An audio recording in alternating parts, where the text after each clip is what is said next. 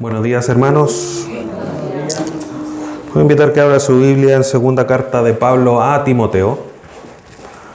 Segunda carta de Pablo a Timoteo, capítulo 3, versículos 16 y 17.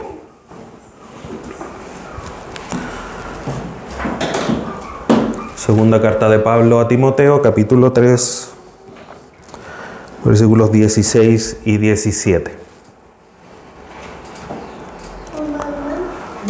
Continuamos con nuestra serie Arraigados en Cristo y la enseñanza de hoy se titula Cada palabra cuenta. Cada palabra cuenta. Leemos entonces segunda carta de Pablo a Timoteo, capítulo 3, versículos 16 y 17. Toda la Escritura es inspirada por Dios y útil para enseñar, para redarguir, para corregir, para instruir en justicia, a fin de que el hombre de Dios sea perfecto, enteramente preparado para toda buena obra. Padre bendito, te damos gracias en esta mañana por este día, por esta enseñanza que nos permites tener. Gracias por poder estar desarrollando esta serie de temas quizás tan variados, pero que buscamos arraigarnos en ti, de esa manera también llevar mucho fruto para bendecir y glorificar el nombre de nuestro Padre eterno. Te pedimos que nos dirijas en esta mañana en el estudio, que todo sea para tu honra, para tu gloria y por supuesto que para edificación de nuestra alma, para tener cada día más herramientas para acercarnos a ti de una manera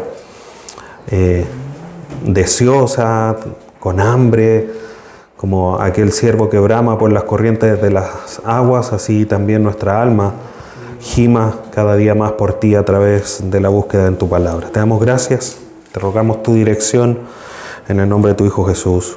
Amén. Cada palabra cuenta.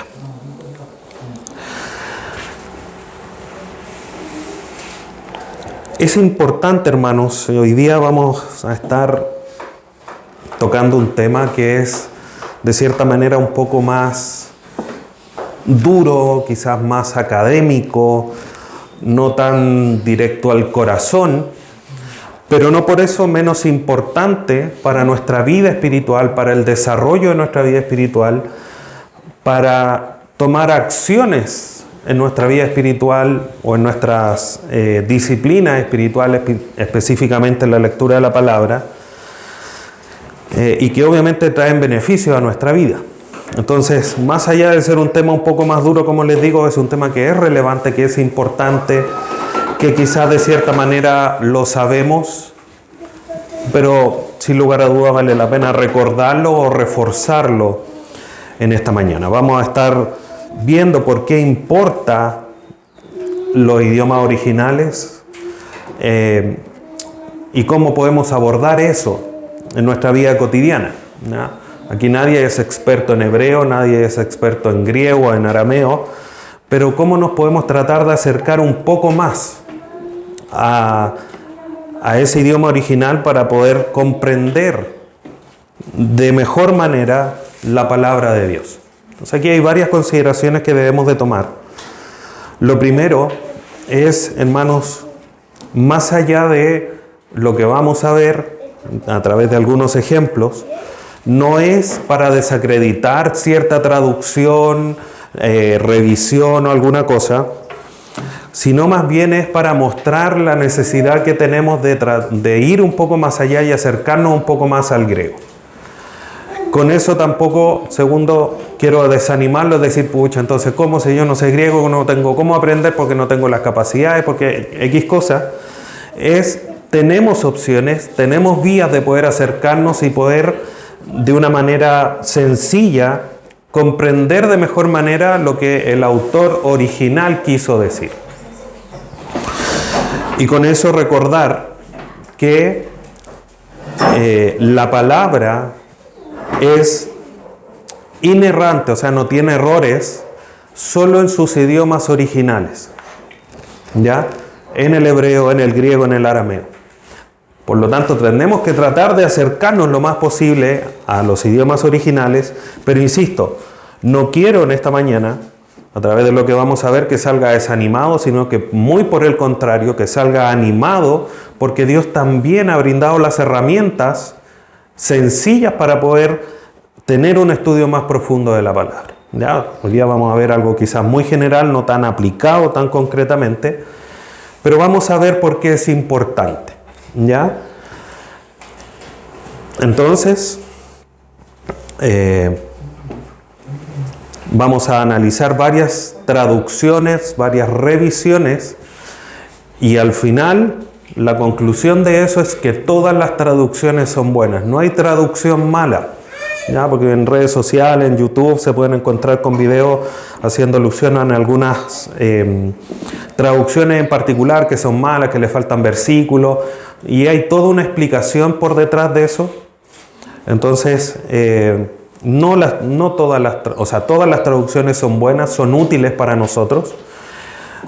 Obviamente las sanas, vamos a dejarlas de ciertos grupos religiosos afuera, pero incluso ciertas traducciones católicas pueden ayudarnos a acercar al texto griego, ¿ya? Pero no más allá de eso.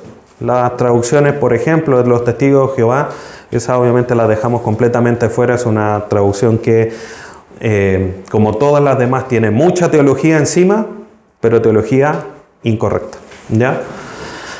Bien, vamos y ahí voy a ir mencionando algunas cosas más. A modo de introducción, imaginemos que un médico te da una receta.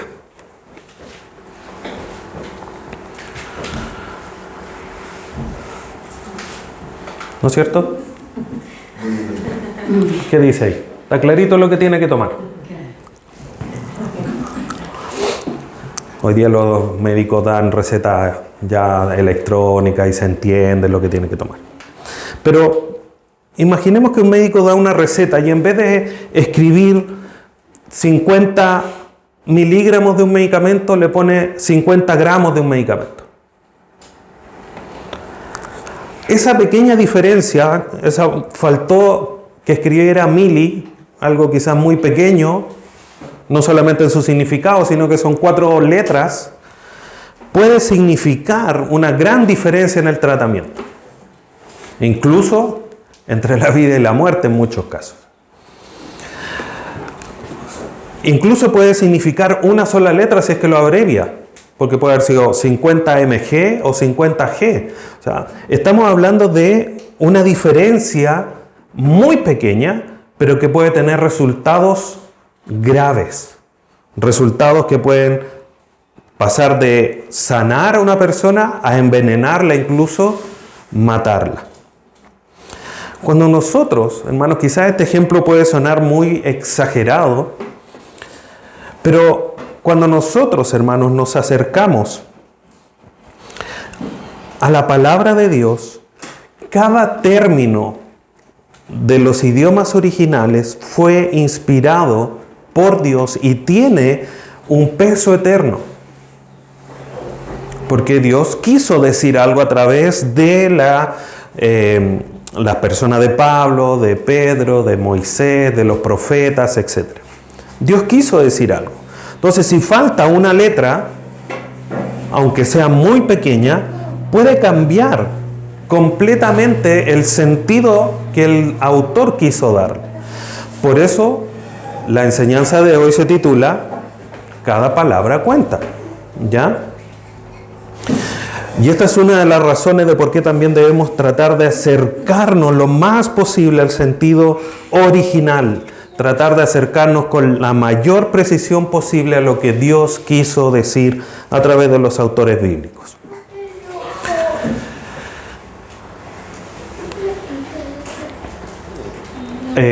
Cada término inspirado tiene un peso eterno. Como les decía, una traducción puede transmitir la idea, pero cuando nos acercamos al sentido original entendemos con más precisión lo que Dios quiso decir. Y vamos a entender esto un poquitito más profundamente. Charles Spurgeon decía: no podemos permitirnos jugar con la palabra de Dios. Una pequeña desviación en el texto puede llevar a un gran error en la doctrina.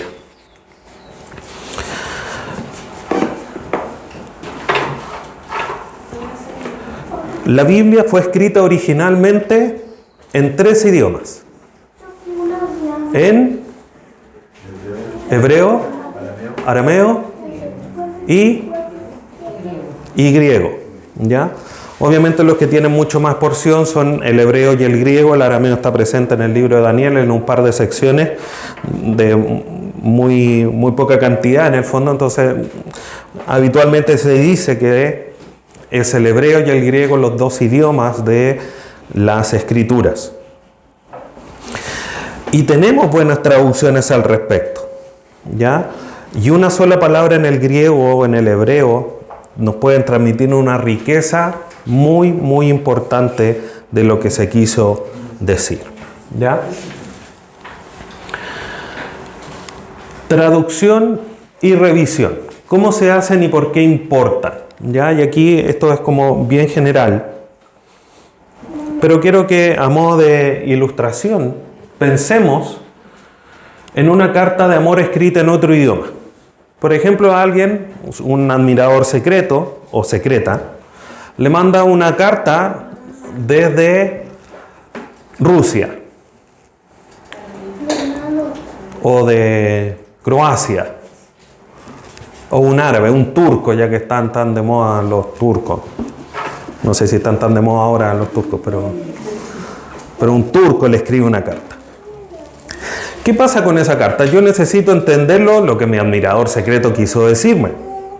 Entonces existen 2 posibilidades. Una es hacer una traducción de esa carta, y la traducción lo que busca es trasladar las palabras de esa carta de amor escrita en otro idioma a palabras en mi idioma, palabra por palabra, para que el mensaje llegue finalmente a quien está dirigido. ¿Ya? O sea, si hubo un turco, o ya lo vamos a poner en Rusia para que sea más fácil. Si me escribió en ruso, necesito pasarlo al español para poder saber lo que mi admirador ruso me quiso decir. Eso es una traducción, en términos bien sencillos. Pero existe otra posibilidad, y es una revisión. Y esto es como volver a leer la traducción con el paso de los años, y se empiezan a corregir errores de ortografía, a actualizar el lenguaje. Es algo que, de hecho, los estudiosos del lenguaje dicen que es algo vivo, va cambiando, va mutando con el tiempo. Se actualizan palabras que ya no se usan, o se van afinando expresiones para que se entiendan mejor. Entonces, siguiendo con esta ilustración, alguien en Rusia escribió una carta de amor, llega a Chile, la tiene que traducir al español, pero alguien 50 años después tiene que hacer una revisión porque hay palabras que ya no se usan, etcétera, etcétera. ¿Ya? Entonces tenemos estas 2 posibilidades, o estas 2 acciones: traducción y revisión. Ahora usted dirá, pero pastor, ¿qué tiene que ver una carta de amor, los rusos, y la traducción con la revisión? Escrituralmente, nuestras Biblias podemos tener 2 opciones, y lo que habitualmente nosotros usamos, que es la Reina Valera del 60, es una revisión o traducción. ¿Revisión? ¿O traducción? Es una revisión. Si ustedes buscan y abren su Biblia, al inicio, en la segunda o tercera hoja, dice Revisión Reina Valera del 60. Porque la primera traducción se hizo en 1909. Esa es la traducción Reina Valera. La del 60 es una revisión, y todas las que vienen posterior son revisiones. Por ejemplo, la Reina Valera contemporánea. Eso es una revisión que se hizo al actualizar el lenguaje de la Reina Valera del 60. ¿Ya? No se ha vuelto a traducir, solamente se hizo una revisión y se actualizaron palabras, se corrigieron errores de ortografía, etcétera, etcétera. ¿Ya? Pero por otro lado tenemos la Nueva Traducción Viviente. ¿Y esa es una traducción o una revisión? Eso es una traducción directa. ¿Ya? Tenemos otro caso, para poner otro ejemplo. La Biblia de las Américas, que también yo en algunos momentos la he mencionado. Hace pocos años atrás salió la Nueva Biblia de las Américas. Esa Nueva Biblia de las Américas, ¿será una traducción o una revisión? Una revisión. La traducción es la Biblia de las Américas, la Nueva Biblia de las Américas es una revisión de la Biblia de las Américas antigua. ¿Ya? Ahora, en términos no solo de ejemplo, sino que más como de definición. La traducción es el proceso de llevar el texto bíblico desde los idiomas originales al idioma del receptor. ¿Ya? Y aquí se lo quiero complicar un poquitito más. Hay dos posibilidades de traducción. ¿Ya? Un paso más atrás. Tenemos traducciones y revisiones. Las traducciones pueden tener dos enfoques. ¿Ya?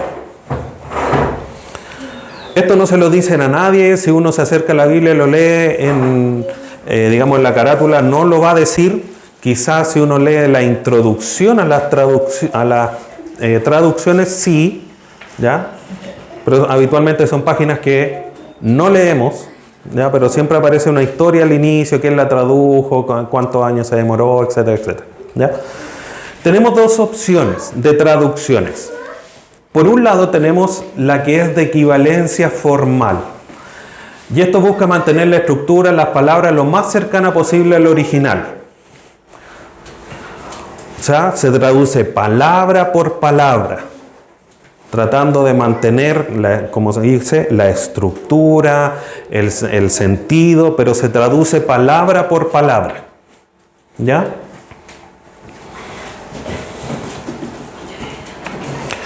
Si yo, por ejemplo, les digo en inglés, hello, how are you? La traducción formal es, hola, ¿cómo estás? ¿No es? Para los que decían que no sabían inglés, están todos unos gringos. Hola, ¿cómo estás? Eso sería una traducción de equivalencia formal. Y tenemos la Reina Valera del 60 como una revisión, la Biblia de las Américas, LBLA, que son traducciones de equivalencia formal. Es decir, traducen palabra por palabra. Pero por otro lado, existe la equivalencia dinámica, que busca transmitir más allá que la estructura y las palabras por palabra, el sentido del texto de manera clara y natural en el idioma del receptor. Y aquí tenemos la nueva versión internacional, la nueva traducción viviente, entre otras. ¿Qué quiere decir la traducción dinámica? Si yo digo, hello, how are you? La traducción formal o la equivalencia formal sería, hola, ¿cómo estás? La equivalencia dinámica sería algo así como, ¿qué hubo? Se transmite el mismo sentido de cómo estás, ¿qué hubo? O no sé, ¿cómo está pariente? Si lo ponemos más campesino. No es una traducción literal, pero transmite el sentido de lo que el autor está tratando de escribir. ¿Se entiende la idea?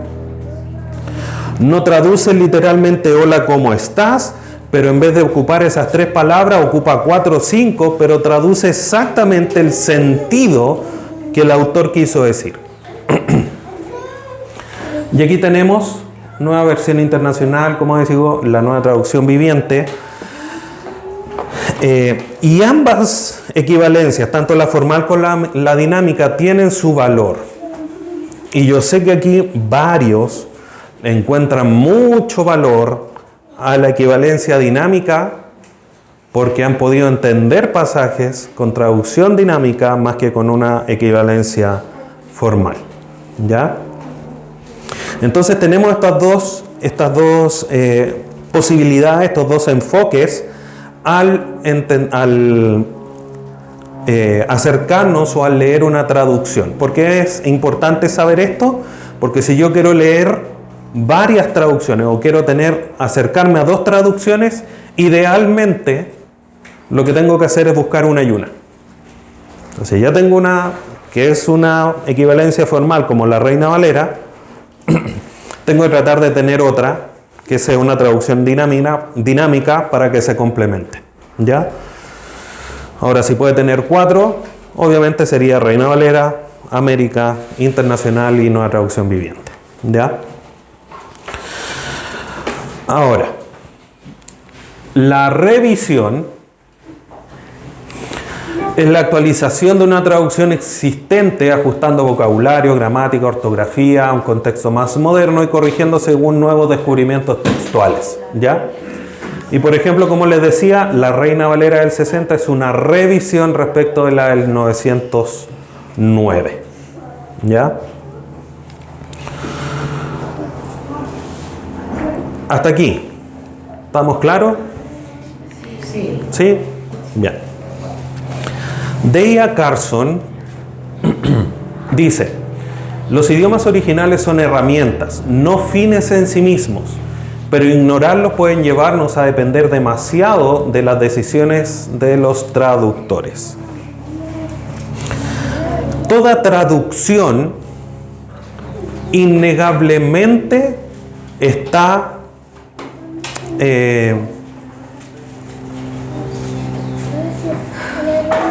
no quiero decir contaminada, pero tiene implícita, está cargada de teología. ¿Ya?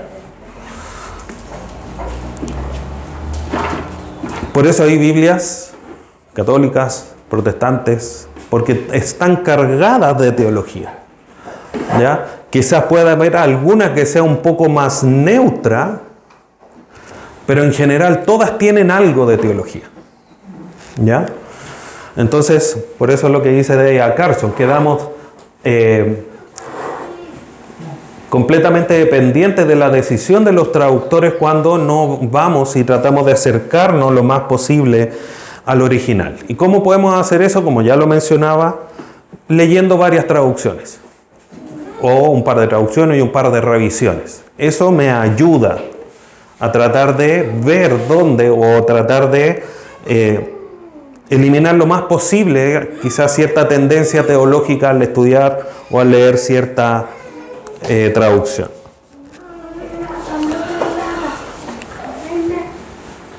Las traducciones con equivalencia formal ayudan al estudio profundo, mientras que las de equivalencia dinámica facilitan la lectura y comprensión. Por eso es sabio usar ambas según la necesidad, siempre buscando acercarnos con reverencia al mensaje original. Eso siempre tiene que ser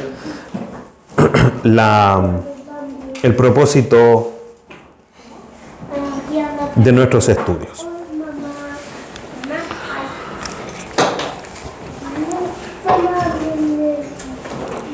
Ya hemos leído el texto de segunda carta a Timoteo, capítulo 3, versículos 16 al 17. Y he tomado este texto, hermanos, para esta parte del estudio, porque es importante volver y entender esto, o recordarlo, ¿ya? Toda la escritura es inspirada por Dios, lo que quiere decir que cada palabra cuenta. O sea, Dios puso cada palabra en su lugar con un motivo, con una intención. Por eso es importante saber cada palabra. O más que saberla, entender que cada palabra está puesta en su lugar porque Dios así lo quiso. Así Dios lo dispuso. Dios inspiró palabras concretas en el idioma original. Por lo tanto, hay valor en conocer y reconocer lo que eso significa realmente. Dios no usó palabras al azar. Son palabras que tienen un sentido y que en conjunto también dan una dirección. Entonces, aunque no todos somos especialistas o vayamos a ser especialistas, podemos encontrar un acercamiento más profundo al idioma original. Y tenemos que tratar de hacerlo. ¿Ya? Tenemos que esforzarnos de que eso sea así. J.I. Packer dice: Dios se ha dignado a hablarnos en palabras humanas, cuidadosamente inspiradas. Respetarlas significa esforzarnos por entenderlas tal como fueron dadas. Entonces tenemos que tener este esfuerzo, hermanos, de buscar.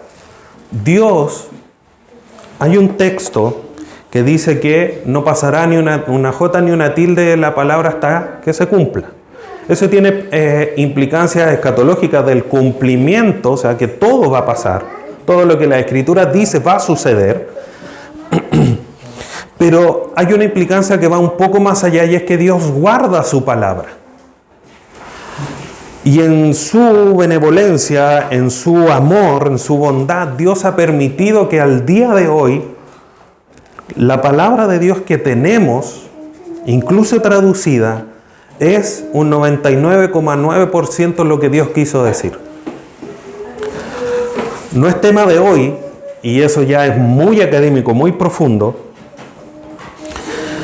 pero hay una disciplina académica en términos de teología que trabaja en asegurarnos esto, que es la crítica textual. Y la crítica textual dice que a pesar de que hay diferencias, son diferencias menores, son diferencias que no son importantes, que no cambian el sentido del todo lo que la Biblia dice, por lo tanto podemos confiar en la traducción, en las revisiones que hoy día tenemos. ¿Ya? No voy a mencionar todo el trabajo que se hacen, ni todo, pero finalmente ese es el trabajo, el resultado de la crítica textual, y que estamos hablando de discusiones a otro nivel. ¿Ya? Pero nosotros, humanos terrestres y no alejados en el mundo académico allá en las nubes, podemos hacer que cada palabra cuente. Podemos decirnos y preguntarnos cómo cambia nuestra vida al descubrir que lo que una palabra realmente significa en el idioma original. Podemos hacerlo. Tenemos herramientas para hacerlo. Y les quiero invitar a que veamos algunos ejemplos. Vamos a ver algunos ejemplos en hebreo y algunos ejemplos en griego. ¿Ya? Le voy a invitar que tenga su Biblia, porque yo voy a mostrarles en la pantalla dos traducciones más, pero la idea es que ustedes también lo vayan revisando en nuestra traducción que usamos habitualmente, la Reina Valera. John Piper, Sproul, dice: la Biblia no fue inspirada en inglés, ni en español, ni en alemán. Fue inspirada en hebreo, arameo y griego. Por tanto, cualquier traducción es ya una interpretación. Por lo tanto, tenemos que tratar de acercarnos lo más posible, dejando cualquier atisbo de interpretación lo más posible al costado y acercarnos a lo que el texto original quiso decir. John Piper decía: el estudio de los idiomas originales no es un lujo para la iglesia, sino un medio de amor a la verdad de Dios y amor a las personas que necesitan esa verdad. ¿Ya? Entonces, insisto en lo que decía al inicio. Estos ejemplos, hermanos, quiero tratar de aterrizarlo lo más posible a lo que usted pueda hacer. No quiero que quede ajeno así como, entonces nunca me voy a poder acercar a la verdad. No, usted puede hacerlo. ¿Ya? Entonces, vamos al Salmo 136. Ahora su Biblia ahí en el Salmo 136.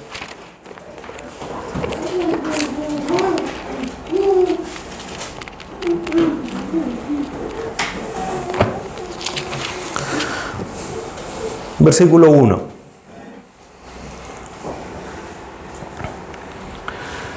La primera palabra que vamos a ver es el hebreo gesed. Ahí está escrito en hebreo. Esos puntitos de abajo son vocales. ¿Ya?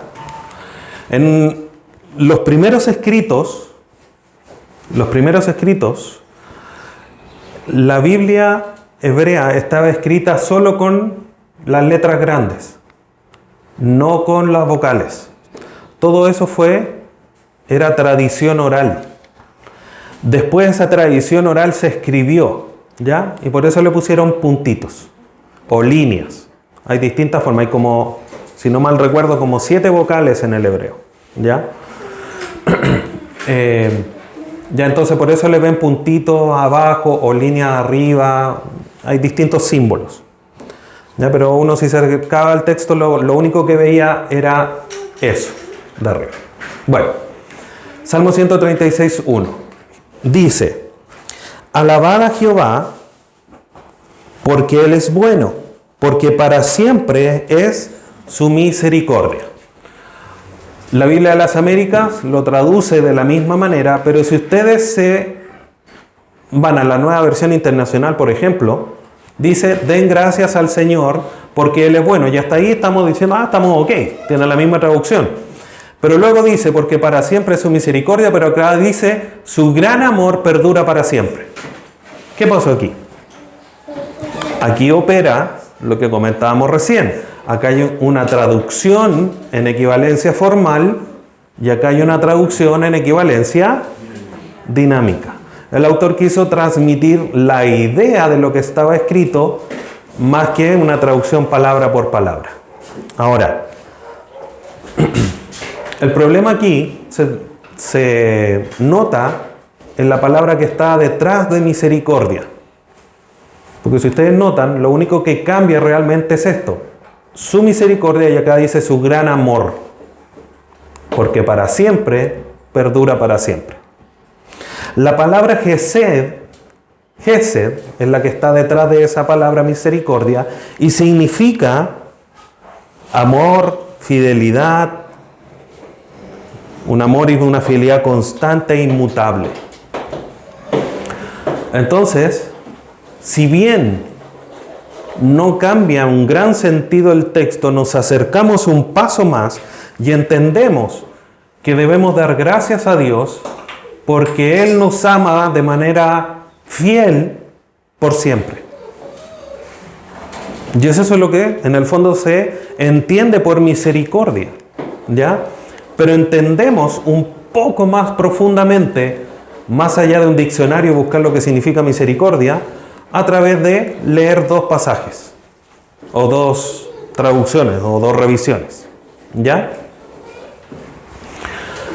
Dicho sea de paso, hacer esto es muy fácil al día de hoy, porque no necesita 3, 4 Biblias abiertas sobre el escritorio. Basta con una aplicación en el celular, comparar versiones, y le da la lista completa. ¿Ya? ¿Se entiende la idea? Son ejemplos sencillos, no vamos a entrar en la discusión más profunda, solo son ejemplos básicos de cómo cambian ciertas palabras en la traducción. ¿Estamos ok? ¿Sí? Vamos con el siguiente.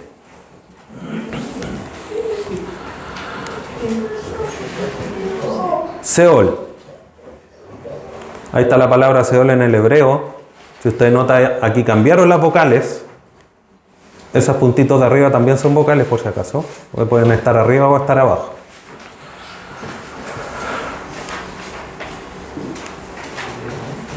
El hebreo se lee de derecha a izquierda. Se lee de aquí para acá. Se lee al revés. ¿Ya? Por lo tanto, esa palabra, o esa letra mejor dicho, es CH. Esa es la L. Por eso termina en L. Lamen. Esa que está ahí. Y esa es CH. No me acuerdo cómo se llama. Y esta es la palabra Seol. Salmo 16:10. Búsquelo en su Biblia, por favor.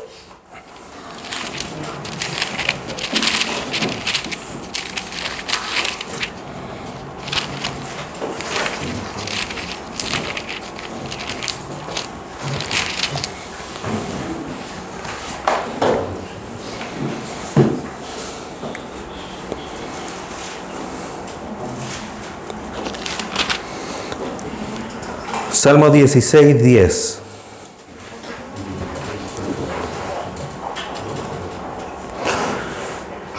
Dice: porque no dejarás mi alma en el Seol, ni permitirás que tu santo vea corrupción.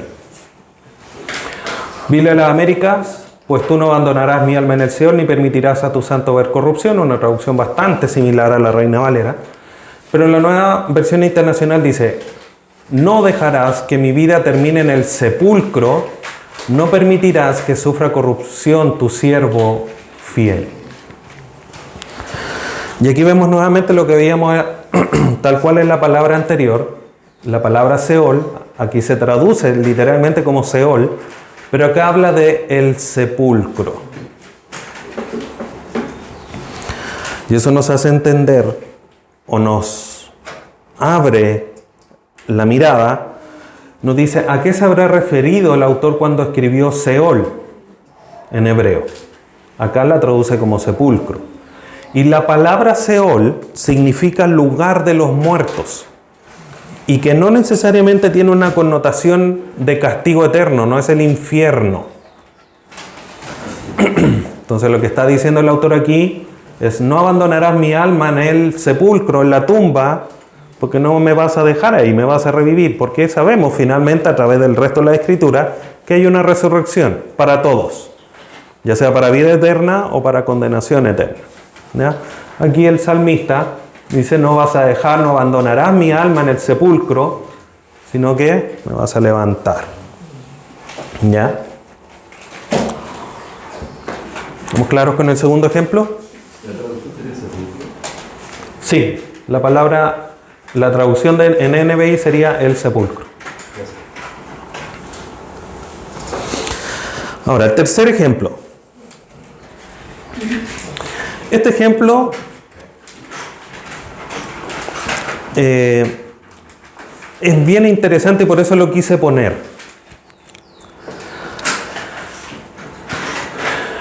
Job 2:9.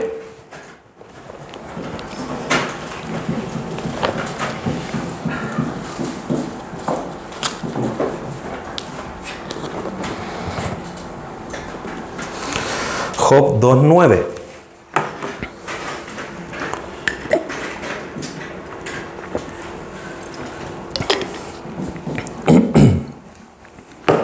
Dice: entonces le dijo su mujer: ¿aún retienes tu integridad? Maldice a Dios y muérete. Biblia de las Américas lo traduce muy similar: aún conservas tu integridad, maldice a Dios y muérete. Y NBI, su esposa le reprochó, dice: todavía mantienes firme tu integridad, maldice a Dios y muérete. Es decir, aquí no hay ningún cambio, pastor. ¿Qué ejemplo está dando? Y por eso les decía que este es un ejemplo interesante. La palabra Barek, está clarito ahí, Barek.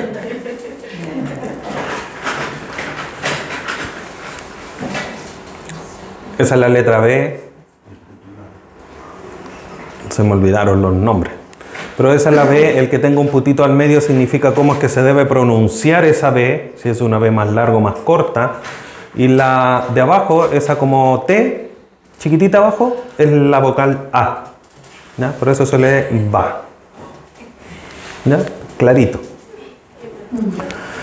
Esa palabra Barek es la que está detrás de la palabra maldice.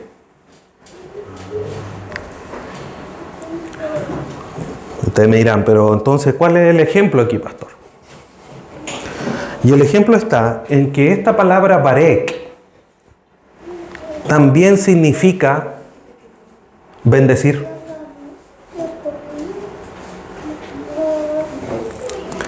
Si usted va a un diccionario hebreo y busca la palabra barek,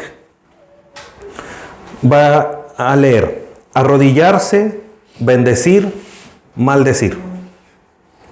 Entonces podríamos nosotros leer el texto. ¿Aún conservas tu integridad? Bendice a Dios y muérete.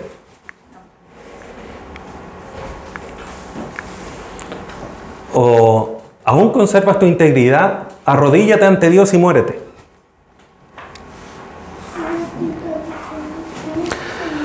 Y por eso es importante, hermanos, ¿por qué los autores, y aquí obviamente lo quise citar esto porque hay un trabajo un poquitito más allá de ver cuál es el contexto y por qué se tradujo barek como maldecir y no como bendecir? Y por el contexto se puede entender que la esposa de Job, después de todo lo que había sucedido, y Job no quería decir ninguna palabra en contra de Dios, obviamente le está tratando de decir, ¿por qué no maldices a tu Dios y te mueres y dejáis de joder? Para decirlo en buen chileno.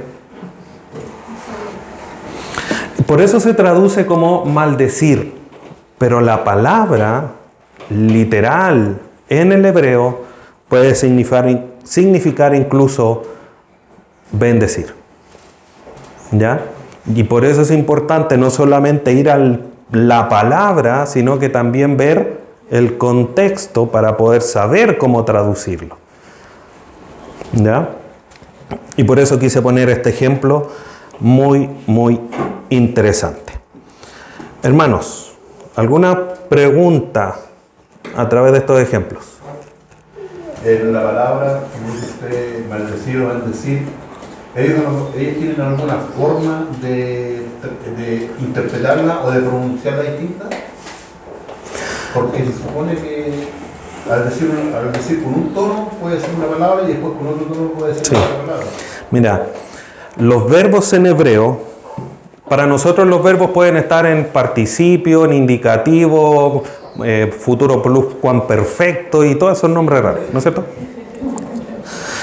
En el hebreo también hay tiempos verbales, pero los tiempos verbales pueden hacer que el verbo cambie completamente de significado. Porque, por ejemplo, hay verbos que pasan, estoy inventando, el verbo barek, por ejemplo, maldecir.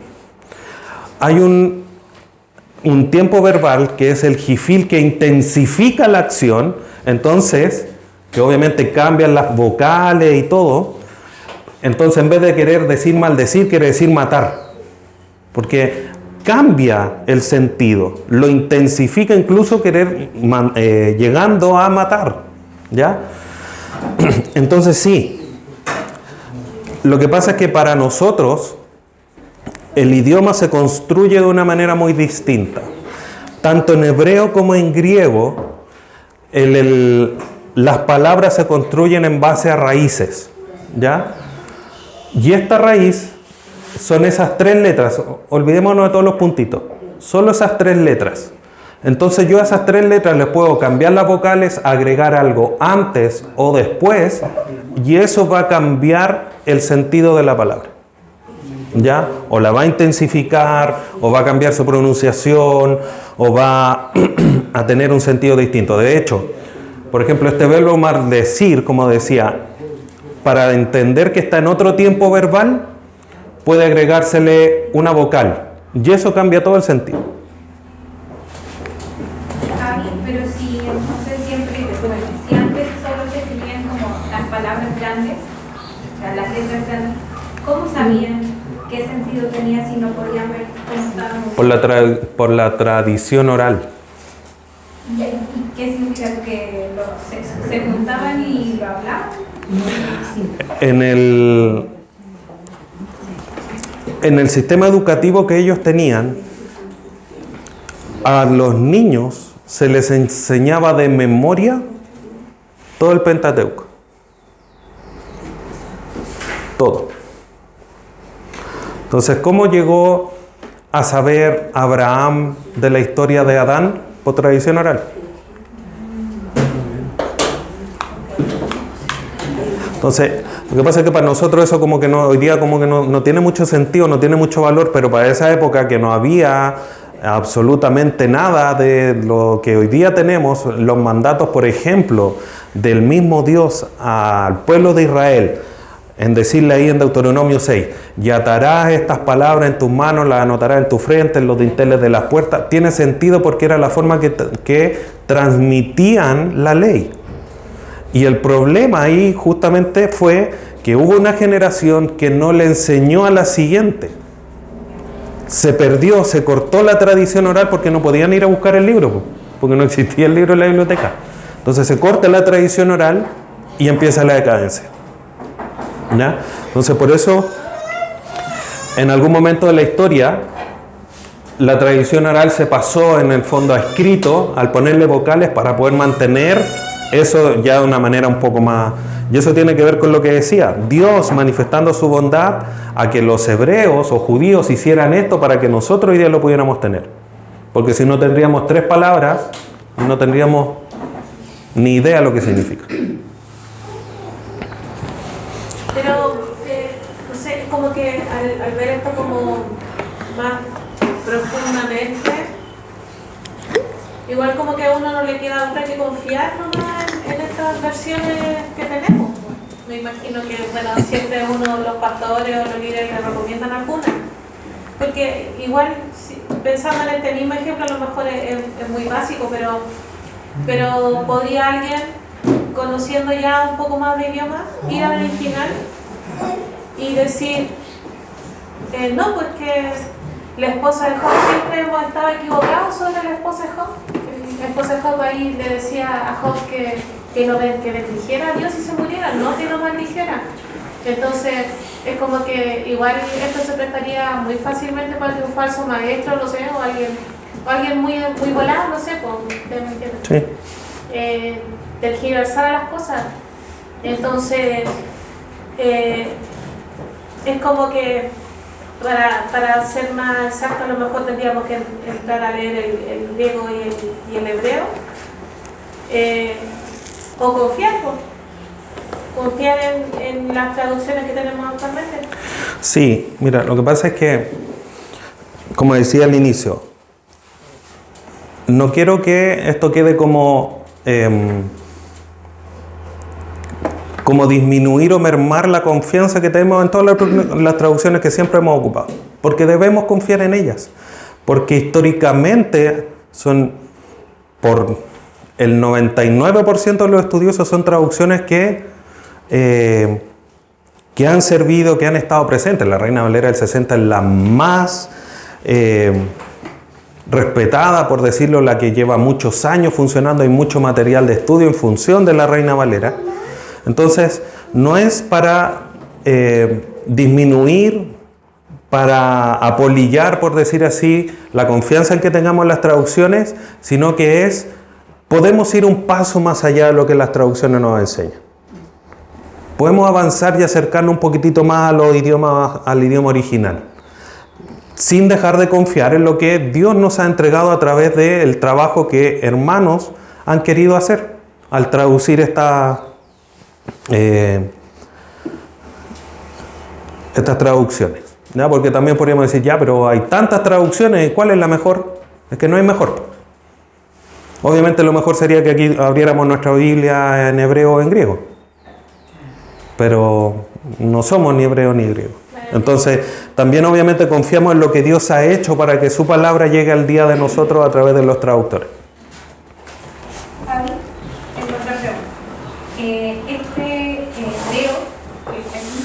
¿Es el hebreo que se habla hoy o el hebreo de los manuscritos de hace? Este hebreo ya no existe. Este hebreo ya como lengua está muerta. No es o sea, si yo voy a Israel y aprendo hebreo, no voy a poder llegar y leer, porque es distinto. A lo mejor, claro, son las mismas letras y todo, pero... O sea,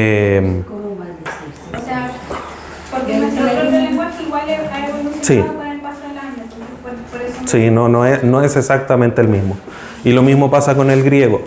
Tampoco es el mismo. Si me voy a vivir un año a Grecia y aprendo griego, no, igual voy a tener que estudiar griego koiné, que es el griego que está en la escritura, que es otro tipo de griego. Ya. Griego. El Nuevo Testamento no se puede entender plenamente sin el trasfondo del griego koiné, que fue el vehículo providencialmente preparado por Dios para la difusión del Evangelio. F.F. Bruce. Cuando nosotros estudiamos el periodo intertestamentario y vemos cómo Dios puso a todos los romanos con la influencia griega en el territorio del pueblo de Israel, entendemos lo que aquí dice F.F. Bruce. El vehículo que providencialmente preparó Dios para difundir el Evangelio. ¿Ya? Vamos con el primer ejemplo. Vamos a Romanos 1:1.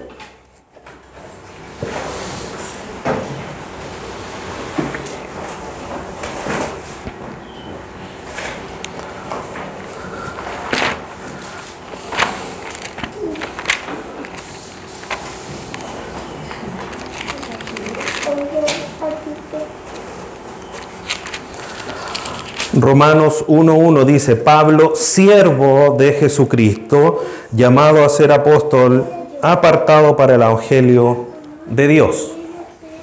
Biblia de la América dice: Pablo, siervo de Cristo Jesús, llamado a ser apóstol, apartado para el Evangelio de Dios. Y la Nueva Traducción Viviente dice: yo, Pablo, esclavo de Cristo Jesús y elegido por Dios para ser apóstol y enviado a predicar su buena noticia, escribo esta carta. La palabra que está detrás de esto es doulos. Ahí está clarito escrito en griego. Se entiende mucho más que el hebreo, ¿no? O sea, hasta le veo la forma. Delta, lamed, la L, etc. Y esa palabra es la que detrás de nuestra Reina Valera está, o la Biblia de la América, traducida como siervo. Pero lo que quiere decir esta palabra en el original es lo que traduce la Nueva Traducción Viviente, que es esclavo. Ahora la pregunta es: ¿por qué la Reina Valera del 60 tradujo doulos casi en todas las partes que aparecen, no solamente aquí en Romanos 1:1, como siervo y no como esclavo?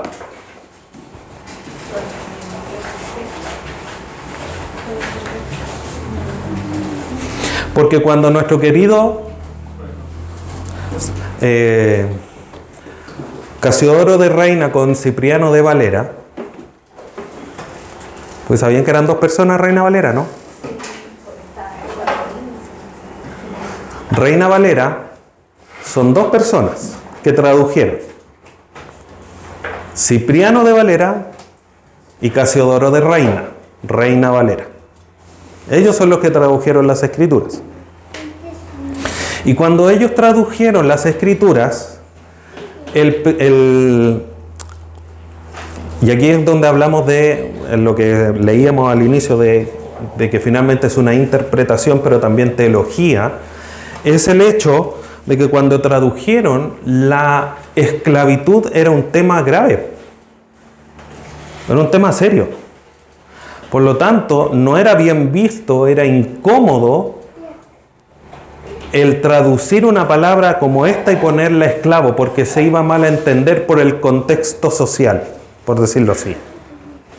Y por eso lo tradujeron como siervo, porque se entiende, mantiene de cierta manera la idea, y obviamente la lectura no genera problemas.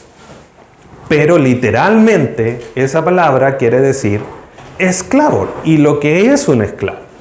¿Ya?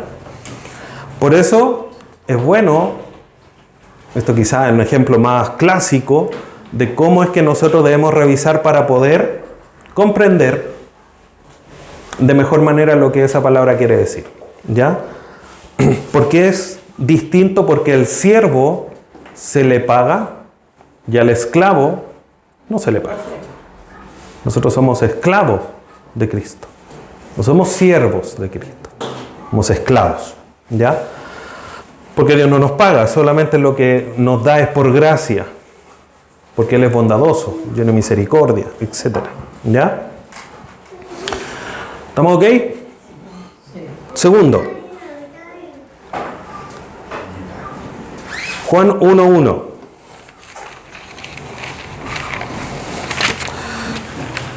Este ejemplo, en su implicancia, tiene mucho trasfondo teológico. Como digo, estamos dando ejemplos y revisándolo bien superficialmente. Pero hay libros escritos respecto a lo que esto significa. Logos, ahí está escrito logos. También está clarito, la L, la G, la S. Juan 1:1 dice: en el principio era el verbo, y el verbo era con Dios, y el verbo era Dios. Las Américas lo traduce como: en el principio existía el verbo, y el verbo estaba con Dios, y el verbo era Dios. Pero la Nueva Traducción Viviente lo traduce como: en el principio la palabra ya existía, la palabra estaba con Dios, y la palabra era Dios. Entonces tenemos que esta palabra logos, en una equivalencia dinámica, formal la traducen como verbo, y en una dinámica la traducen como palabra. Quizás nos complica mucho más porque entre verbo y palabra como que no nos ayuda mucho a entenderlo, y por eso hablo de que esto tiene un trasfondo mucho más profundo en términos teológicos, pero lo que finalmente quiere decir es esta palabra verbo o la palabra logos tiene el sentido de la expresión suprema de Dios. ¿Ya? El logo de Dios tiene ahí, como le digo, tiene mucha implicancia teológica, pero decir que Cristo es la palabra de Dios lo podemos entender porque en el principio creó Dios todo a través de su palabra. Entonces Cristo es además ese como poder de Dios. Bueno, habría mucho que decir y no quiero enredarlos con eso, ¿ya? Pero más allá de lo que significa, poder comprenderlo más profundamente, aquí tenemos otro ejemplo de cómo se traducen dos palabras de manera distinta con el trasfondo logos al final. Paracletos. Juan 14:16.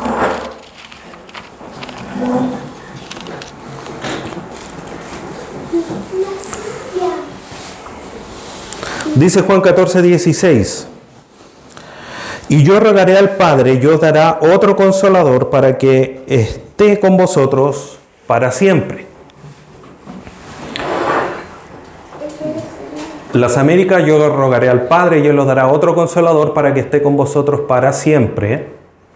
Y la Nueva Traducción Viviente: y yo pediré al Padre, y Él dará otro abogado defensor, quien estará con ustedes para siempre. Aquí tenemos un cambio más drástico en la traducción. Pasamos de consolador, lo entendemos como aquel quien acompaña, que anima, a abogado defensor. Y como que la palabra que está detrás es paracletos. Ahí está, paracletos. También clarito. Paracletos. Y esa palabra paracletos quiere o significa, que se traduce como consolador, significa alguien que ayuda, alguien que intercede, alguien que aboga. Y obviamente, si nosotros leemos el versículo que sigue, ahí en Juan 14, dice el 16: y yo rogaré al Padre, y os dará otro consolador para que esté con vosotros para siempre, el Espíritu de verdad, el cual el mundo no puede recibir porque no lo ve, etcétera, etcétera. ¿A quién hace alusión este consolador?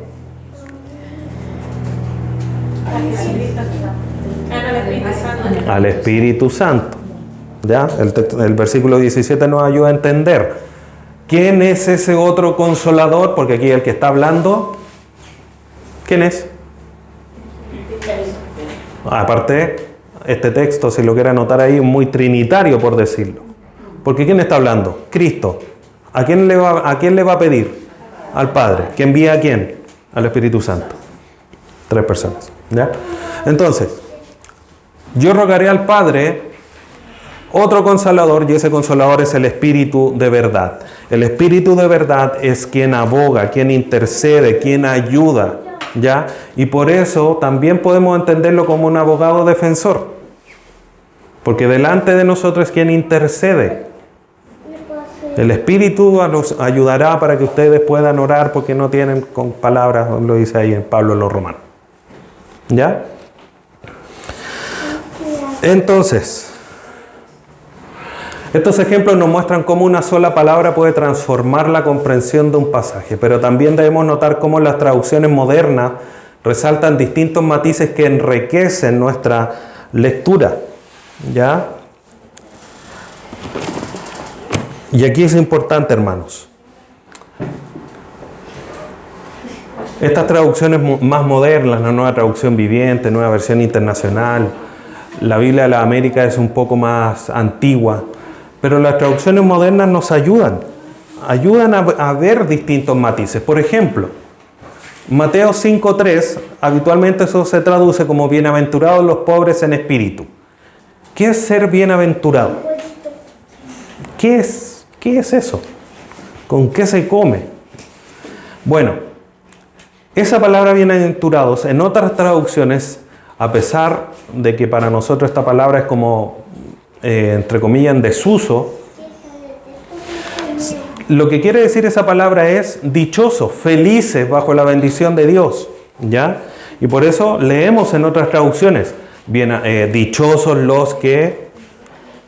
los pobres en espíritu, ¿ya? Gozosos, ¿ya?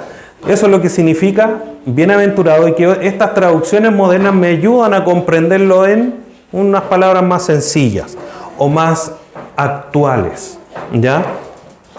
Entonces, no se trata de desconfiar de las traducciones, sino de reconocer que siempre es útil ver cómo expresan distintas ideas de una manera diferente para poder yo llegar a un punto central, ¿ya? Wayne Grudem dice: una buena traducción es suficiente para la vida cristiana y la piedad, pero el conocimiento de los idiomas originales da al maestro de la palabra una precisión y profundidad que no se obtiene de otro modo. ¿Cuál es el punto intermedio de esto? Leer varias traducciones, ¿ya? Entonces, nos muestran distintos matices. Y la pregunta es, ¿cómo puedo aprovechar eso yo? Y aquí hay algunas cosas prácticas para que pueda aplicarlo en el diario. Primero, usar varias traducciones en su lectura. Reina Valera, NBI, Nueva Biblia de las Américas, etcétera, etcétera. Hay varias Biblias en español.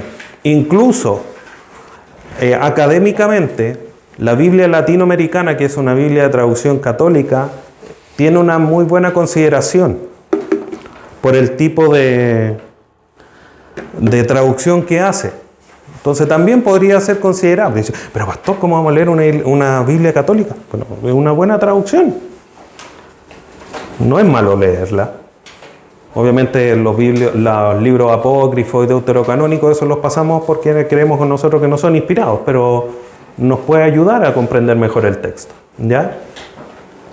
Segundo, aprovechar las notas de estudio. Esto con mucho cuidado, pero también es útil, porque explican las palabras originales. Hay una Biblia de estudio que se llama Palabra Clave, que no tiene comentarios teológicos, pero sí habla de esto, de explicar palabras, ya más que ¿cómo se llama? Más que aplicaciones teológicas, ¿ya? Valorar la riqueza del texto bíblico, no quedarnos solo con el qué dice, sino que también qué quiso decir el autor. Tratar ir más allá, a través de comparar las distintas aplicación es tratar de indagar un poco más en el texto, no solamente leer por leer, preguntarle cosas al texto. Lo hemos hecho en otras ocasiones. Y también confiar en que Dios nos ha hablado claramente, pero también cultivar la humildad para seguir aprendiendo. 4 acciones que podemos aplicar al día de hoy. John Stott dice: el expositor fiel no se conforma con la superficie de una traducción, sino que busca penetrar el sentido original para transmitir el mensaje con claridad y autoridad. Y eso es lo que nosotros tratamos de hacer como expositores. Pero ustedes también pueden hacerlo al acercarse al lenguaje original con varias traducciones. Después de ver cómo podemos acercarnos mejor a la palabra en lo cotidiano, es importante recordar que ¿por qué lo hacemos? Y eso es algo que tenemos que tener siempre en mente, hermanos. Si nos vamos a acercar a la palabra, no es solamente para conocer más, sino porque a través de eso adoramos a Dios. Queremos saber lo que Dios nos dice para saber cómo conducirnos en la vida. Entonces, a modo de conclusión, vimos traducciones y revisiones, qué es lo que significaba traducción y revisión, cómo cada palabra cuenta porque cada palabra es inspirada por Dios. Vimos todos esos ejemplos claves, tanto en hebreo como en griego, esas traducciones modernas que de cierta manera fue como un cierre de los ejemplos porque vimos cómo nos ayudaban a comprender de una mejor manera el texto y estas aplicaciones prácticas que vimos al final.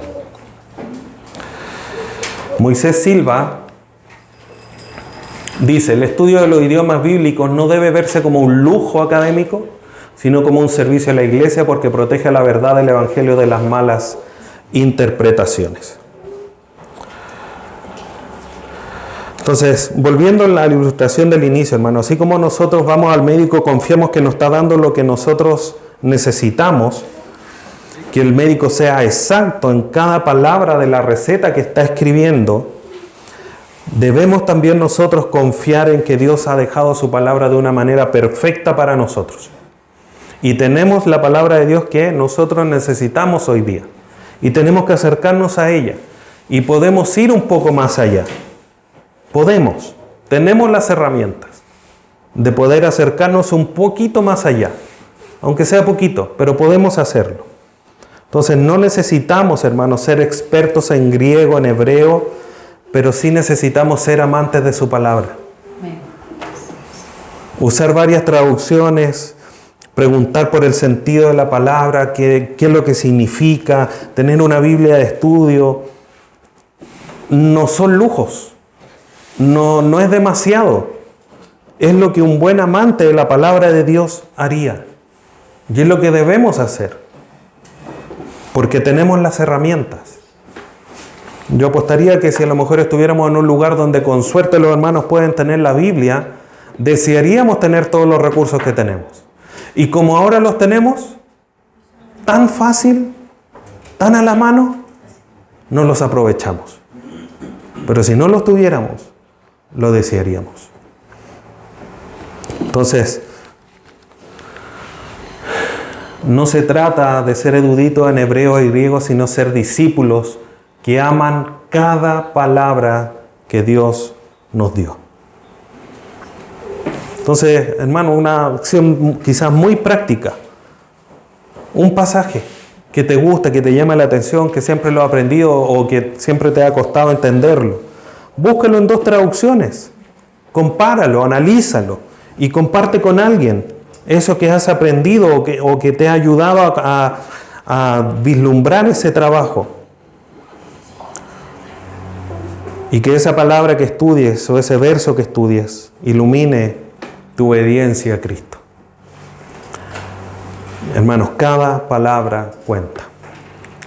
Como decía al inicio, espero, hermanos, y mi deseo es que no disminuya tu confianza en nuestras traducciones, ni en el ánimo de estudiar tu palabra, sino que te anime porque tenemos vías y maneras de abrazar estas traducciones y acercarnos más al sentido original y hacernos mayores conocedores de la palabra de Dios.